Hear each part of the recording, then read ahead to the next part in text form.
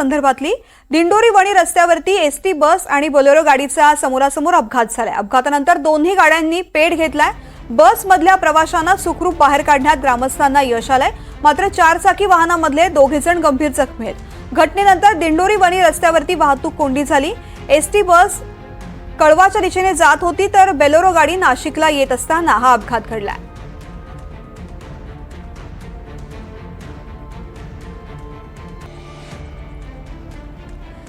नाशिकमध्ये हा अपघात घडलेला आहे। अपघातानंतर दोन्ही वाहनांनी पेट घेतलेला आहे, मात्र कोणतीही जीवितहानी झालेली नाहीये। प्रवाशांना सुखरूप बाहेर काढण्यात यश आलेलं आहे। दिंडोरी वणी रस्त्यावरती एसटी बस आणि बोलेरो गाडीचा समोरासमोर अपघात घडलेला आहे। अपघातानंतर दोन्ही गाड्या जळून खाक झालेल्या आहेत। सुदैवानं या बसमधल्या प्रवाशांना बाहेर काढण्यात यश आलं, मात्र या मार्गावरती वाहतूक कोंडी या अपघातानंतर झाली होती। एसटी बस कळव्याच्या दिशेने जात होती तर बोलेरो गाडी नाशिकला येत असताना हा अपघात झालाय। दोन्ही वाहनं एकमेकांच्या समोर आल्यामुळे धडक बसली आणि त्यानंतर दोन्ही वाहनांनी पेट घेतलाय। दोन्ही वाहनामधले प्रवासी सुखरूप आहेत। प्रवाशांना बाहेर काढण्यात यश आलेलं आहे, मात्र 2 जण बोलेरो गाडीमधले गंभीर जखमी झालेले आहेत।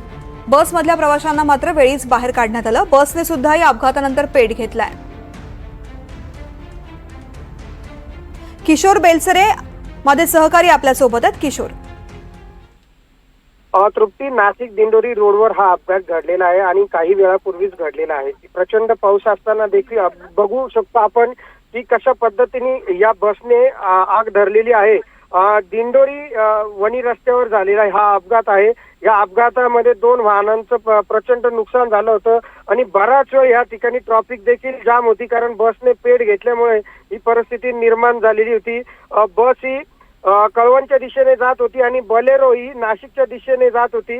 यामध्ये 2 व्यक्ती गंभीर जखमी झालेले आहे, परंतु मोठी जीवितहानी नाही टळली, कारण बरेच लोकांनी या ठिकाणी मदतीचा प्रयत्न केला आणि वेळेत या ठिकाणी पोलीस प्रशासन देखील पोहोचले। तृप्ती, किशोर, या अपघातामध्ये 2 जण गंभीर जखमी झालेत, त्यांची प्रकृती सध्या कशी आहे?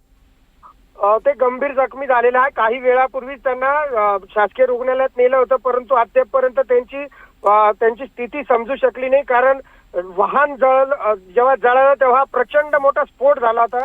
दोन्ही वाहनं समोरासमोर टक्कर लागल्यामुळे हा प्रचंड मोठा स्फोटने परिसरातील लोक देखील घाबरून गेले होते, कारण या स्फोटामुळे आपण बघू शकतो की किती मोठी या बसला आग लागलेली आहे आणि या आगीमुळे हे दोघं गंभीर जखमी झालेले आहेत।